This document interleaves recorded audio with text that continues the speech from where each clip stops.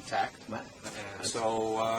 And so we believe that it's very important. We believe that there's a real connection to the place, and for our family, there's a very strong connection. Well, speaking of your family, your father actually passed away here. He did. Right over here. He gave his life. Well, when we came back, Dad was not a young guy anymore, and so taking care of TelArad was the perfect job for him. He got out of the business of restoration. That became a young man's game. In this case, it was two of my brothers and my sister-in-law, who took over, for my father. The family still stayed involved in the restoration project around the state, but Dad was content with being here at TelArad and taking care of TelArad. So when he passed away, it was in his flower garden. He had a flower garden that he had here. And so they found him laying in his flowers. So you can see some of the trees here. Me and my family, when we first came here, we planted some of the trees there. Some of the fruit trees here. It's important. But you also, when your father passed away, and now you're like here. Your story now is you're like walking in his footsteps. Well, it's closing. Tell us a little about yourself here. So closing a circle. So you went to America. You're back here now. I did. I went back to the United States when I got out of the military here. I served in the military, and so when I got out of the service, like a lot of Israelis, I wanted to do some traveling and thought I'd go back to the States and for a year or two and make some money and then come back. As things would have it, I ended up staying for 33 years. I did my entire career as a police officer. The last 5 years of my career, I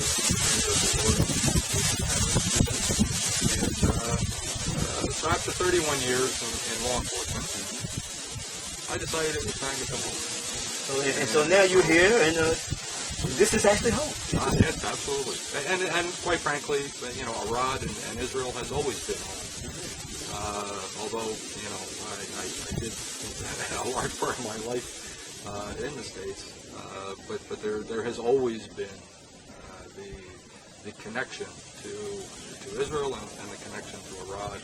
It has always been considered to be home, and so I consider for myself that I come home to stay and love every minute of it. So have you went to the internet? Do you have a Wikipedia page on your father or his life? Have you seen a Wikipedia page on him? I don't know. I've never actually looked. Okay, well if anybody that might view this videotape, I think somebody needs to get a Wikipedia page, on this historical figure here. I'll be sure to look for one. Right. Or look up, because I looked and I didn't see anything. So maybe I missed it. So maybe someone can actually get a Wikipedia page up on this historical figure here. So now we're gonna say goodbye to Cam on him, and just want to say respect. It's been fun. And I just want to salute you. It's always great to see you. So shalom. It's nice. Thank you very much. Thanks. We're up at TelArad, and you can see the place is called TelArad here, and you can see we have a little reference here, and it's supposed to be we just want to give you some picture of what's happening. This is supposed to be they say the floor plan of the second temple here.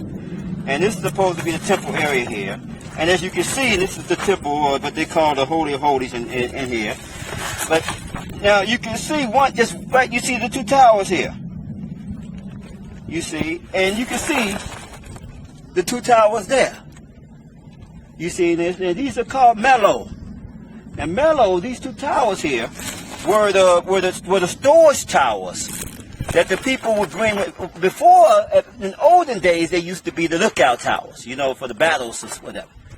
And but when David took control of the place, he made them storage towers, and people would bring in, and say the old song, "Bringing in the sheaves, bringing in the sheaves, we shall come rejoicing, bringing in the sheaves, bringing in the sheaves, bringing in the sheaves."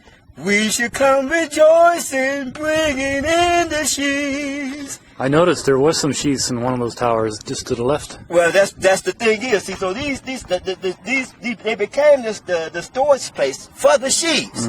And we've been bringing, as you said, we actually have been bringing sheaves up, for the holy days and stored it in here.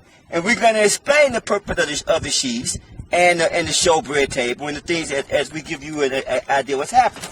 So you can see right now. So this is the yard here. Mm-hmm. Where we're standing at right now is the yard here that we usually, that this would be the wood chamber in this area.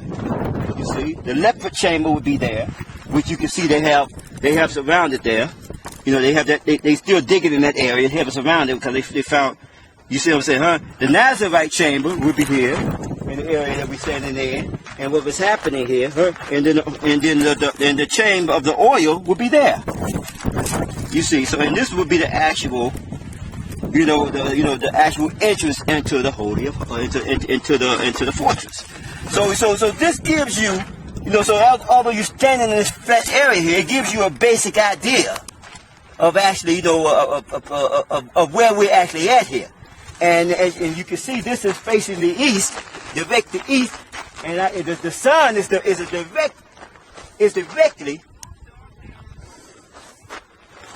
This is facing directly east, and this is Mount, and this here would be Mount Olives, mm-hmm. where modern day Rod was at, and this the beauty of the fields you hear. Would this be the Kidron Valley here? Well, see, that's the point, right? And what happened here is that the scripture that said Jerusalem shall be plowed like a field. So when you're looking at here, there is actually prophecy, you see, of Jerusalem, ancient Jubelite Jerusalem, being plowed in between this area. And as you can see from the amount of people that's here, it said Mount Zion, which no man seeketh out. You see, mm-hmm. So this is a place where it would be ruined and nobody would come here. So two prophecies as we're standing here, that you can bear witness, it right now exists right here in the spot that we stand in the time that we stand in right now. Now, where would Hinnom Valley be? Well, see, this is the point. When you start looking at this area, it said Mount Zion is in the sides of the north. Mm-hmm. So you're looking at one valley here, you're looking at another valley there. You see, this is the split between those two valleys, because and then you get this is the size of that's Mount Ephraim. You see the mount here that you see where the Benjamin house is. This is the spot that Solomon built a temple to his Egyptian wife. You follow me? So this is the spot that was built there. So everything here geographically, the graves of the kings is right here. Where all of the kings of Israel is well, because all of this would be considered to be the town of David or Jerusalem. So you have one town there which is Bethlehem, and it's right there, and that's the city of David also, and that's where the graves of the kings are at, you see. So here, and then we have the temple that's right in this area right here. The temple of Solomon was in this area here, and because Solomon took the chest from Mount Zion and he took it to Mount Moriah. And Mount Moriah was in the spot where the descent of the mountain. Because Moriah means drop. So it was the mount that at the drop of the mountain, and Solomon built the temple there. So let's just make ourselves perfectly clear what we're saying here. We're not saying that this is the temple of Solomon. Let's make it perfectly clear. Mm-hmm. We're saying that this is Mishkan Tabi. This is the tabernacle of David. Mm-hmm. And in the last days it said the tabernacle of David, which is fallen, shall be rebuilt. And it says that Mount Zion, because the tabernacle of David was set up upon Mount Zion, David took the chest from the Philistines, and David brought the chest to the fortress. And you can see that he had defeated this, he had took this fortress, and when he took the fortress, he brought the chest and he set up a holy place in there, a tent in there, specifically for the ark that he had taken, retrieved from the Philistines. And he set it here in this fortress, and this became known as the Tabernacle of David. Solomon later took the chest from here, and he built a temple on that mount over there, which was called Mount Moriah. And when you go there, you can see the ruins of the temple.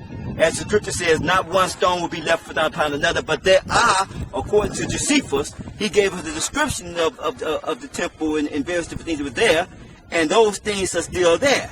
You see, so but our main focus here is Mount Zion, because according to the scripture it said Mount Zion would be the place in which God, which Yahweh, Jah, will come and reign forever. You see, so this is going to be the fortress. This is going to be where the third temple is going to actually be built. This is going to be when you see here in this area here. This is going to be the spot where everyone's going to actually be coming for. Mount Zion, not Mount Moriah.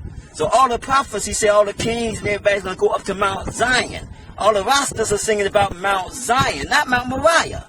You see, so Mount Moriah isn't going to be the focus at this, within the time that the Mashiach is going to return. Mount Zion is going to be their focus. So this is what we're dealing with right now. So let's take you around the other side. So let's take you around the other side of the wall, and we're going to show you how David took this fortress of Zion. I am filming.